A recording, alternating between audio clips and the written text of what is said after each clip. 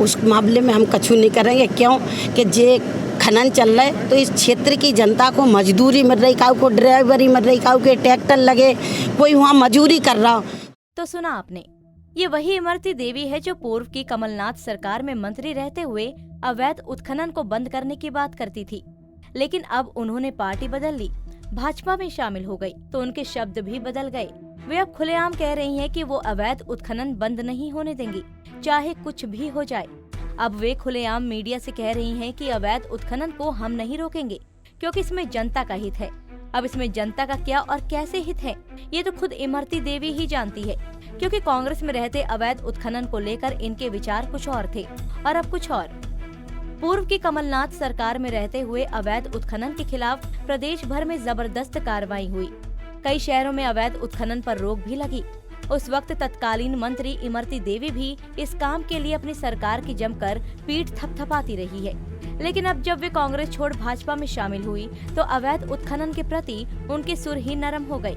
दरअसल डबरा की Bilaur crusher market को पूर्व मंत्री इमरती देवी ने पहले बंद करवाया था, लेकिन वो अवैध उत्खनन फिर से चल रहा है, जिसको लेकर इमरती देवी का कहना है कि अब ये अवैध उत्खनन बिल्कुल बंद नहीं होगा। अब आप भी सुन लीजिए पूर्व मंत्री इमरती देवी के अनमोल वचन।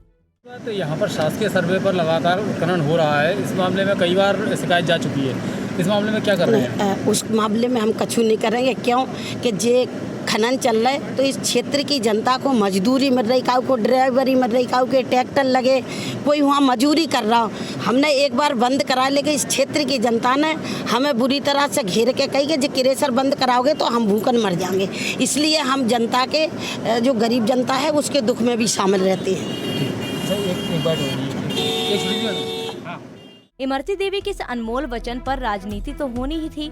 बस इसी बीच बिना वक्त गवाए ग्वालियर से कांग्रेस विधायक प्रवीण पाठक भी मैदान में कूद पड़े और कहा कि इमरती देवी पहले जिस पार्टी में थी उसमें अवैध उत्खनन की कोई जगह नहीं थी, लेकिन अब वे उस भाजपा में है जिसकी पहचान अवैध उत्खनन के रूप में है। बहुत ज़्यादा आश्चर्य की बात नहीं है कि इमरती देवी जी ने ऐसा कहा है कि जो अवैध उत्खनन हो रहा है उसको वो नहीं रोकेंगी।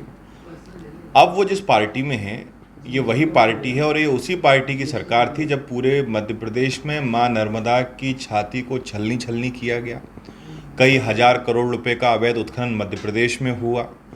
और मुझे लगता है आपको ज़रूर आपके संज्ञान में ये विषय होगा कि जब इमरती देवी जी कांग्रेस में थी, ये वही इमरती देवी थी जिन्होंने ये कहा था कि अवैध उत्खनन नहीं होने देंगे। अब वो जिस पार्टी में है तो उस पार्टी की नीति के हिसाब से और रीति के हिसाब से चलेंगी। वो जो कह रही हैं बिल्कुल ठीक कह रही हैं। मामले को लेकर ग्वालियर कलेक्टर का कहना है कि जल्द ही टास्क फोर्स का गठन किया जाएगा और कार्रवाई भी की जाएगी।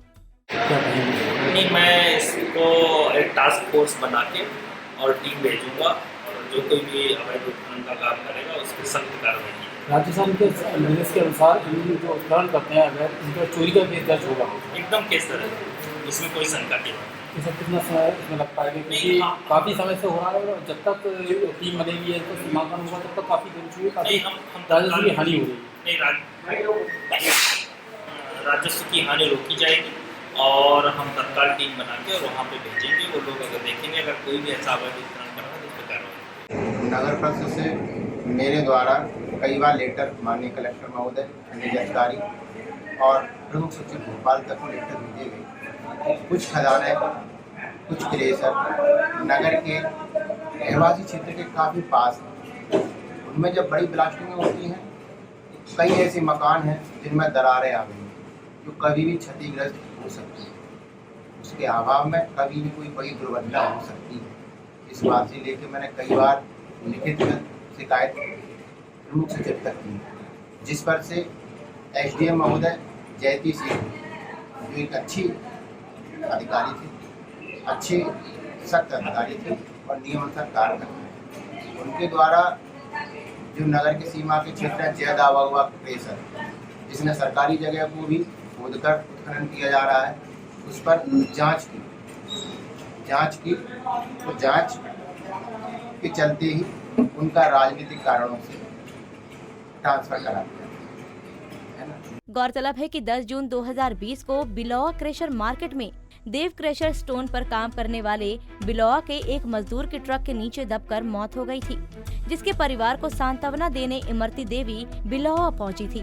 वहीं पर शासकीय सर्वे नंबरों पर हो रहे अवैध उत्खनन पर किए गए सवाल पर मंत्री ने ये बयान दिया था, जिससे अब ग्वालियर जिले की सियासत गर्मा गई है। प्रदेश में उपचुनाव नजदीक है, ऐसे में इमरती देवी का खुलेआम अवैध उत्खनन का समर्थन करना पार्टी के खतरे में डाल सकता है। लेकिन ये सोचने वाली बात है कि इमरती देवी जब कमलनाथ सरकार में मंत्री थी तब अवैध उत्खनन के बिल्कुल खिलाफ, और अब भाजपा में है तो अवैध उत्खनन बंद नहीं करने की बात कह रही हैं। इमरती देवी का ये कैसा मापदंड है? खैर जो भी हो, ये देखने वाली बात होगी कि उनका ये बयान प्रदेश में होने वाले उपचुनाव में क्या कहर ढाता है। पंजाब केसरी के लिए डबरा से भरत रावत की रिपोर्ट।